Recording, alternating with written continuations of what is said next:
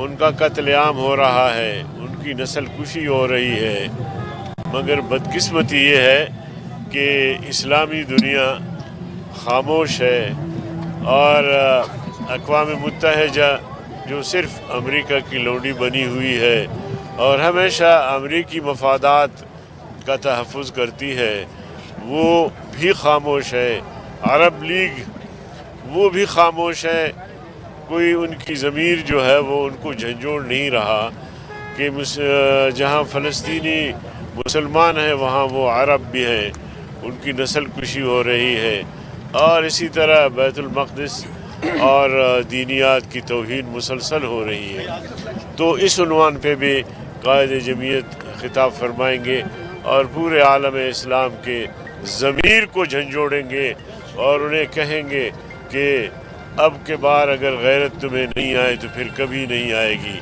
تو اس حوالے سے انشاءاللہ آج کا جلسہ انتہائی اہمیت کا حامل ہوگا۔ سر، جن 4 ممالک نے اسرائیل کے خلاف جو قرارداد لائی گئی عرب لیگ میں، اس کی مخالفت کی ہے، اس کو ویٹو کی ہے، ان کے متعلق کیا کہنا چاہیں گے؟ کیا انہوں نے مسلمانوں کے ساتھ دھوکہ دے نہیں؟ دیکھیں، مسلمان تو ہمیشہ بیچارے دھوکے میں ہی رہتے ہیں، بزدلی کا کوئی علاج نہیں ہے۔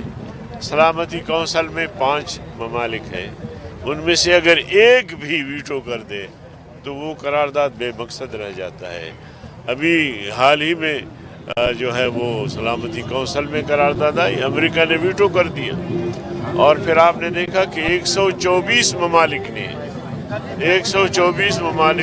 ایک قرارداد کے حق میں اور بہت سے تھوڑے سے ممالک جو ہے اس کی مخالفت میں، مگر اس پر بھی عمل درآمد نہیں۔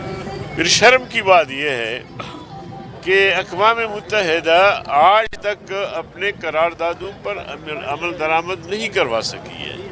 نہ کشمیر کے حوالے سے انہوں نے کوئی قرارداد پر عمل درآمد کروایا ہے، نہ فلسطین کے حوالے سے، نہ دنیا میں جہاں کہیں بھی مظلوم انسانیت ہے اور خاص طور پہ مسلمان، جو قراردادیں پاس ہوئی ہے اکثریت سے پاس ہوئی ہے لیکن ان پہ عمل درآمد نہیں کروا سکا۔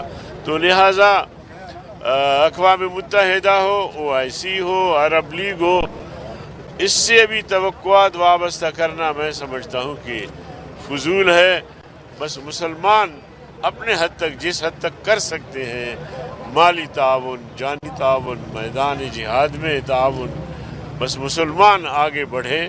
حکمرانوں سے کوئی غیرت کی توقع نہیں ہے کہ وہ غیرت کر کے اور مظلوم فلسطینیوں کی مدد کے لیے پہنچے۔ مولانا یہ بتائیے گا کہ نواز شریف صاحب جو ہیں وہ ابھی بلوچستان کا دورہ کرنے جا رہے ہیں، باپ پارٹی سے ان کی ملاقات بھی ہوئی ہے، تو کیا بلوچستان میں مسلم لیگ اور جمعیت علماء اسلام کے اتحاد کا کوئی امکان ہے، اور کیا آپ بھی کوئی صوبائی اسمبلی سے الیکشن لڑنے کا ارادہ رکھتے ہیں؟ دیکھیں، ہم نے ابھی تک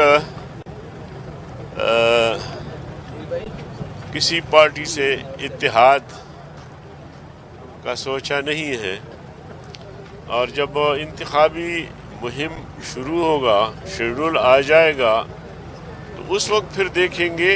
سیٹ ٹو سیٹ ایڈجسٹمنٹ کی جمعیت علماء اسلام پاکستان کے مرکز نے اجازت دی ہے صوبوں کو کہ آپ سیٹ ٹو سیٹ ایڈجسٹمنٹ کریں۔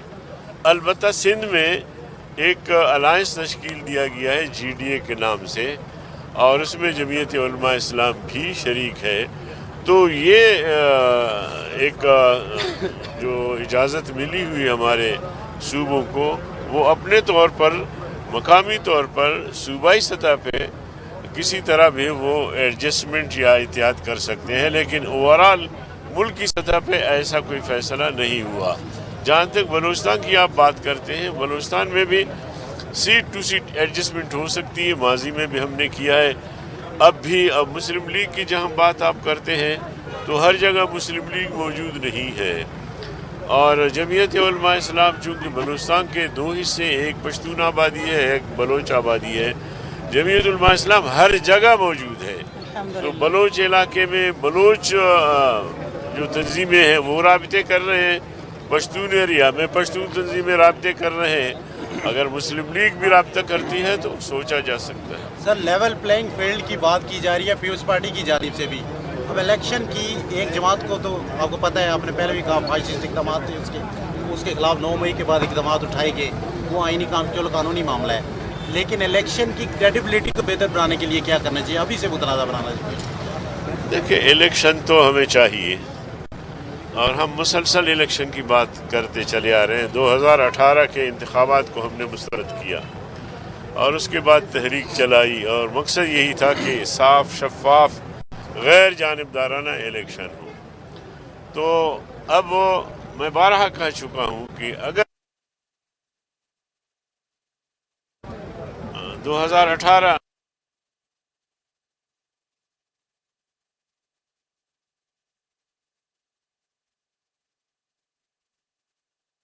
اپنے کارکن کو ابھی سے تیار کر رہے ہیں کہ اگر ایسی صورتحال پیدا ہوئی تو ہم مزاحمت کریں گے، لیکن پہلے